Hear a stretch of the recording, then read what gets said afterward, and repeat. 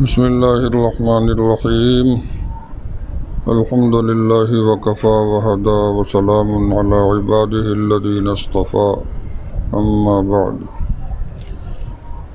اعوذ باللہ من الشیطان الرجیم بسم اللہ الرحمن الرحیم یا ایہا الناس اعبدوا ربکم الذی خلقکم والذین من قبلکم لعلکم تتقون الذي جعل لكم الأرض فراشا والسماء بناء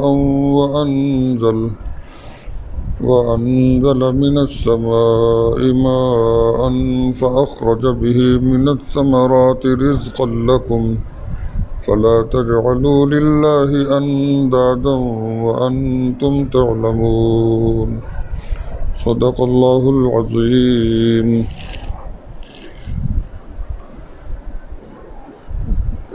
تقریباً ایک ہفتے کی غیر حاضری کے بعد اپنے قرآنی بہن بھائیوں کی خدمت میں آج پھر حاضر ہیں۔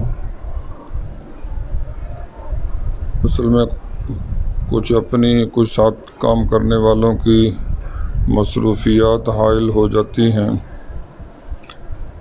اور کام میں رکاوٹ آ جاتی ہے۔ مصروفیات کے پیش نظر مشورے سے اب یہ طے کیا ہے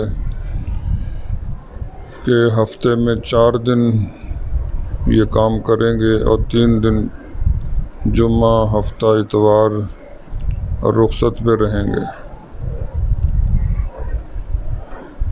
اس سے انشاءاللہ کام میں آسانی ہو جائے گی اور اس سے یہ فائدہ بھی اٹھایا جا سکتا ہے کہ جو کچھ ہم نے پڑھا سنا ہے اس کو ہم دہرا لیں۔ پڑھنے کے ساتھ ساتھ مضبوطی کے لیے دہرائی کی بھی ضرورت ہوتی ہے۔ اللہ ہمارے کام میں برکت فرمائے اور اس کام کو ہماری مغفرت کا ذریعہ بنائے۔ آج کے سبق سے پہلے تمہید گزری ہے۔ ابتدائی باتیں اللہ تعالیٰ نے بیان فرمائی ہیں۔ اس میں ایک تو ہمیں مانگنا سکھایا گیا، اللہ سے مانگنا۔ ہم ہیں تو سب اللہ کے فقیر، اللہ کے منگتے، لیکن ہمیں مانگنا بھی تو آنا چاہیے۔ تو پہلے تو ہمیں اپنے مولا سے، اپنے مالک سے مانگنے کے آداب سکھلائے گئے، اور پھر سب سے اہم سوال وہ ہمیں دیا گیا۔ مانگنے کو تو اور بھی بہت کچھ ہے، ہماری ضروریات بہت ہیں، لیکن ان میں جو سب سے اہم سوال ہے کہ صراط مستقیم کی ہدایت، وہ صراط مستقیم جس پر چل کر ہم اللہ کی ناراضگی سے اور اللہ کی نافرمانی سے اور آخرت میں جہنم سے اور جنت سے محرومی سے بچ سکیں اور ہمیشہ ہمیشہ کے لیے ہم کامیاب ہو سکیں۔ اس صراط مستقیم کی ہدایت کا سوال ہمارے منہ میں ڈالا گیا کہ اللہ سے یہ سوال کرو۔ اس کے بعد پھر ہم سے سوال کروا کر پھر یہ پاک کتاب، شک اور شبہ سے پاک کتاب ہمیں دے کر فرمایا کہ یہ پاک کتاب کتاب ہدایت ہے، اس سے تمہیں صراط مستقیم کی ہدایت مل سکتی ہے۔ اور ساتھ ہی یہ بھی بیان فرما دیا کہ مستفیدین اور غیر مستفیدین کون ہوں گے، فائدہ اٹھانے والے کون ہوں گے اور جنہیں فائدہ نہیں پہنچے گا وہ کون ہوں گے۔ یہ تمہید تھی۔ تمہید کے بعد اب جو اصل کام ہے، جو ہم سے دعا کروائی گئی ہے صراط مستقیم کی ہدایت، اب اس کے بارے میں بات شروع ہو رہی ہے۔ صراط مستقیم کی نشاندہی اور اس پر چلنے کا حکم بمائے دلائل اللہ تعالیٰ بیان فرما رہے ہیں۔ چنانچہ فرماتے ہیں یا ایھا الناس، اے انسانوں، دنیا بھر کے سارے انسانوں کو آواز دی گئی، اعبدو، عبادت اپنا لو، عبادت اختیار کر لو، ربکم، اپنے رب کی۔ رب کا معنی مالک بھی ہوتا ہے، رب کا معنی پالنے والا بھی ہوتا ہے۔ اپنے مالک کی، اپنے پالنے والے کی۔ الذی خلقکم، وہ جس نے تمہیں پیدا کیا۔ والذین من قبلکم، اور ان لوگوں کو بھی جو تم سے پہلے تھے، یعنی جن کی تم فرع ہو، جن کے تم جانشین ہو، جو تمہاری جڑ ہیں، تمہارے آباء و اجداد ہیں، ان کو بھی اسی نے پیدا کیا اور تم کو بھی اسی نے پیدا کیا، اور وہ تمہارا مالک ہے، تمہیں پالنے والا ہے۔ اس کی بندگی پہ آ جاؤ، اس کی بندگی کو پکڑ لو، اس کی بندگی کو اپنا لو۔ اس سے فائدہ کیا ہوگا؟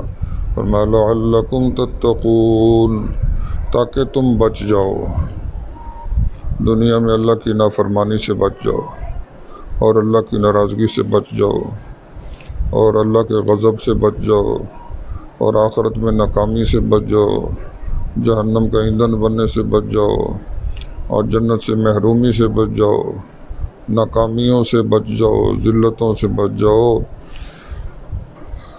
یہی صراط مستقیم ہے، یہی اللہ کی عبادت، یہی سیدھا راستہ ہے، یہی وہ راستہ ہے جس پر چل کر بچا جا سکتا ہے۔ اللہ کی عبادت کا حکم بھی دیا اور ساتھ اس کی دلائل بھی پیش فرمائے کہ وہ مالک بھی ہے تمہارا، خالق بھی ہے تمہارا۔ مزید فرماتے ہیں الذی جعل لکم الارض فراشا، وہ تمہارا مالک جس نے تمہارے لیے زمین کو بچھونا بنا دیا، اتنی بڑی زمین بنا دی اور ایسے بنائی جیسے وہ ہمارے لیے بچھی ہوئی ہے، ہم اس پر مکان بنائیں، اس پر ریل چلائیں، اس پہ گاڑیاں دوڑائیں، اس پہ کھیتی باڑی کریں۔ والسماء بناء، اور آسمان کو ایک چھت بنا دیا، مزین چھت، اور اس پہ سورج چاند چمک رہے ہیں، ستارے چمک رہے ہیں، خوبصورت چھت بنا کر آسمان کو اللہ نے تمہیں عطا فرما دیا۔ وَأَنزَلَ مِنَ السَّمَاءِ مَاءً، اور نازل فرمائے اس نے آسمان کی طرف سے پانی، آسمان کی طرف سے بادلوں سے اللہ تعالیٰ بارش برساتے ہیں، پانی نازل کرتے ہیں۔ فَأَخْرَجَ بِهِ مِنَ الثَّمَرَاتِ، پھر اس پانی کے ذریعے سے اللہ تعالیٰ نکالتے ہیں پھلوں کو، جتنے پھل ہیں سارے، گندم، چاول اور آم، انگور، غرض یہ کہ جتنے بھی جو فواکہ ہیں وہ بھی، جو غذا ہیں وہ بھی، سب کے سب اللہ تعالیٰ نے پیدا فرمائے۔ کس لیے؟ فرمایا رزقا لکم، تمہاری روزی کے طور پر، تمہارے لیے رزق کے طور پر، تمہارے کھانے کے لیے۔ تو اللہ تعالیٰ کے جب یہ کارنامے تمہارے سامنے ہیں تو پھر تمہیں اس کی عبادت اپنا لینی چاہیے، اور تمہیں تسلیم کر لینا چاہیے کہ اس کا حق ہے کہ ہم اس کی عبادت کریں۔ فَلَا تَجْعَلُوا لِلَّهِ أَنْدَادًا، پھر نہ بناؤ تم اللہ کے لیے کوئی شریک، اللہ کا مد مقابل کسی کو مت مانو، دیں تو اللہ پاک اور نام کریں ہم کسی اور کا۔ فرمایا کہ شرک نہ کرو اور اللہ کی عبادت پکڑ لو۔ اور مزید فرماتے ہیں وَأَنْتُمْ تَعْلَمُونَ، حالانکہ تم سب کچھ جانتے ہو۔ یہ تمام کی تمام چیزیں ایسی ہیں جن کو فطری طور پر انسان جانتا ہے۔ چنانچہ عرب والوں سے جب پوچھا جاتا، اللہ فرماتے ہیں وَلَئِن سَأَلْتَهُم مَّن خَلَقَهُم، ان سے اگر تم پوچھو گے تمہارا خالق کون ہے، تمہیں پیدا کس نے کیا، لَيَقُولُنَّ اللَّهُ، تو ان کے پاس جواب یہی ہوگا، یہ یہی کہیں گے کہ اللہ نے۔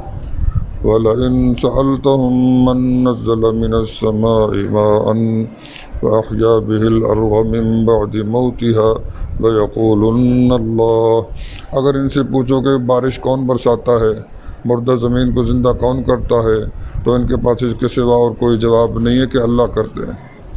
وَلَئِن سَأَلْتَهُم مَّن خَلَقَ السَّمَاوَاتِ وَالْأَرْضَ وَسَخَّرَ الشَّمْسَ وَالْقَمَرَ لَيَقُولُنَّ اللَّهُ، اگر ان لوگوں سے یہ پوچھو گے کہ بتاؤ آسمان کس نے بنائے، زمین کس نے بنائی، سورج چاند کو کس نے بنایا، کس نے کام پہ لگایا، تو سب یہی کہیں گے کہ اللہ نے۔ یعنی یہ وہ چیزیں ہیں، اللہ نے ایسے دلائل پیش کیے ہیں جن کو انسان فطری طور پر سمجھتا ہے، پہچانتا ہے۔